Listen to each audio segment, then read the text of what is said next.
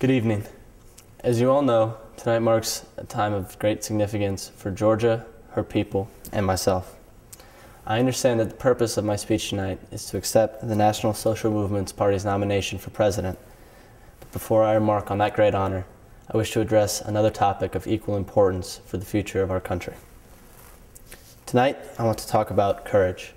Not my own courage, but a courage that all of Georgia must embrace if we are to resolve the Georgia-Abkhazian conflict in an acceptable manner.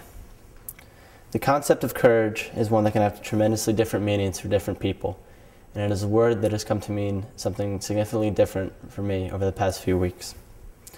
I wish to explain to you all what courage now means to me, and in doing so, I hope I will convey the definition of courage that I think all of Georgia must accept.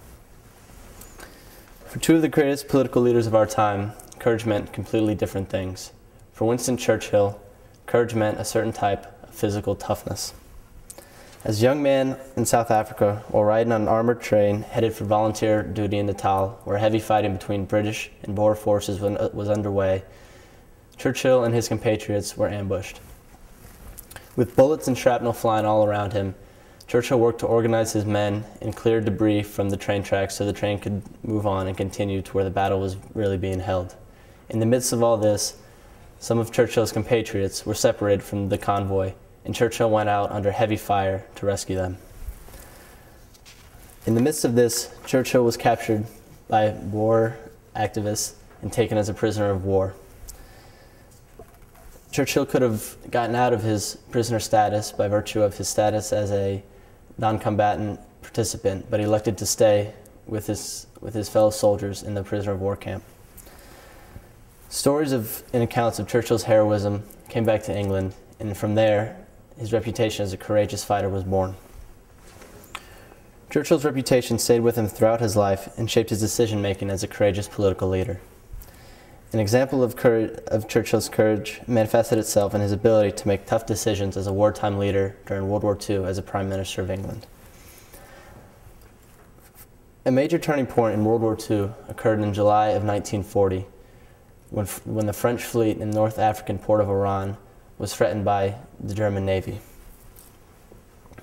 If the French fleet had been captured by Germans, it would have greatly compromised the British naval capacities in the World War II and possibly led to the demise of Great Britain and the Allied powers. In his finest hour speech, Churchill maintained his decision to destroy the fleet and the lives of many soldiers as a measure to protect the well-being of Great Britain. For Churchill, in this case, courage meant doing whatever it needed to be done in order to ensure the safety of his people, even if that meant violence. This is the type of courage that my campaign rhetoric has reflected over the past few months. You have heard me talk about the triumphant eagle soaring over the lands of Abkhazia and returning the lands to its rightful ownership in Georgian hands. I've been perfectly willing in my life to go to war in order to achieve our ends. What I've come to realize over the past few weeks is that we cannot unite our country through violence and war with Abkhazia. The type of courage that Churchill showed throughout his life is not the courage we wish to emulate. Instead of following the path of a man whose courage led him to resort to violence if it meant the survival of his country, we should instead look to someone who refused to resort to violence at any cost. Indian activist Mahatma Gandhi embraced this type of courage. For Gandhi, courage meant practicing ahimsa, which meant nonviolence in all its forms, in all endeavors. In a world that seemed all too ready to resort to violence, rejecting violence in all its forms became Gandhi's credo, and he was true to ahimsa sometimes even at his own peril. On December 18, 1897, Gandhi returned to South Africa to continue his efforts to alleviate the problems of the oppressed Indian population under apartheid. Gandhi arrived at the South African port of Durban to an angry mob of white South Africans determined to keep him out of their country. The mob identified Gandhi as he made his way off the boat and beat him with stones and bricks until two policemen pulled him from the fray and into safety.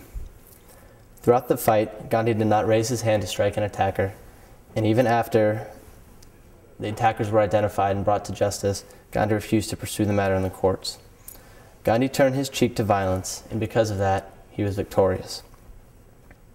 For Gandhi and for Georgia, courage must mean acting bravely and boldly without using violence.